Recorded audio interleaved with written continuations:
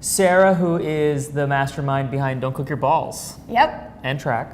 And But we're going to focus on Don't Cook Your Balls. Yep. Tell me a little about Don't Cook Your Balls, because I know I have that sticker on my laptop. And guys are always asking me what it is, and I don't really know how to describe it other than it's a blog that has a lot of great information about how not to cook your balls. Yep, that's what it is. Don't Cook Your Balls is a safe place for men to learn about their health. Yeah.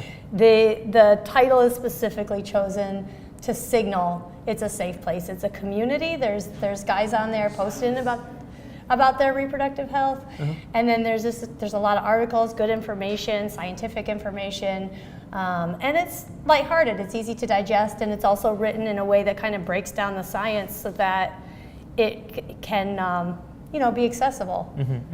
So how do men cook their balls? In hot tubs. Okay, hot tubs. There's a lot of toxins, both in our environment and that we put into our body. So a lot of guys, they like to work hard and party harder.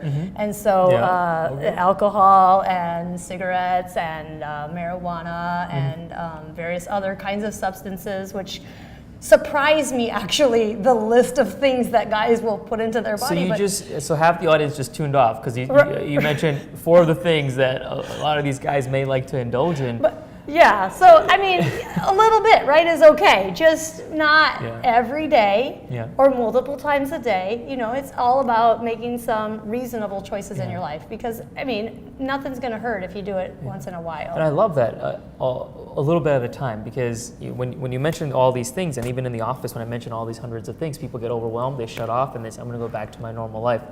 But if you take it one thing at a time, so one less drink or one less puff, or one less French fry, then that one less thing that you've done throughout the whole year can lead to exponential gains. Wouldn't you agree? Totally. I mean, it's small thing. My brother actually just went through this whole process, right? He was trying to have his second child, and they went a whole year, and there was some problems, so they tried out Track, and then he's like, you know what? I have a few things I need to make some adjustments. I need to cut back on the Taco Bell just a little bit.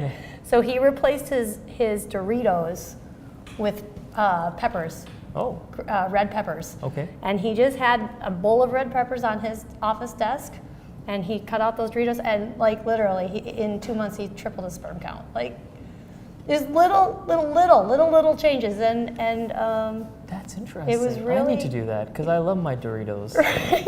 It's red. It's still red. Yeah. Just make it red pepper. I don't eat Doritos, by the way. That was just for the camera. So. Yeah, you eat Doritos. I'm sure you do. Is he sneaking under the table? But tell us about that app. So the app. So there's Don't Cook Your Balls, which is the website. Track is the product where you can check your semen analyses at home, or at least the counts and the volume.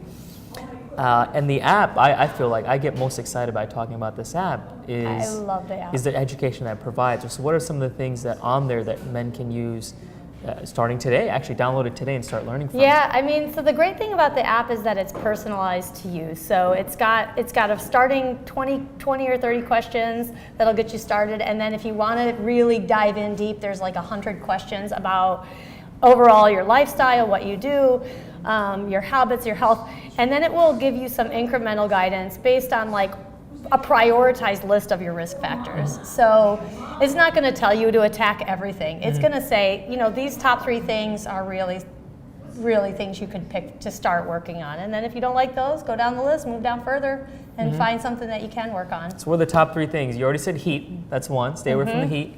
What are 2 other things that guys, how about not avoid? What are 2 things guys can start doing right now while they're watching this at home to start leading a healthy, active lifestyle? I would say add a fruit or a vegetable to every meal. Just some little thing. What about those chocolate-covered strawberries? Is that considered adding a fruit?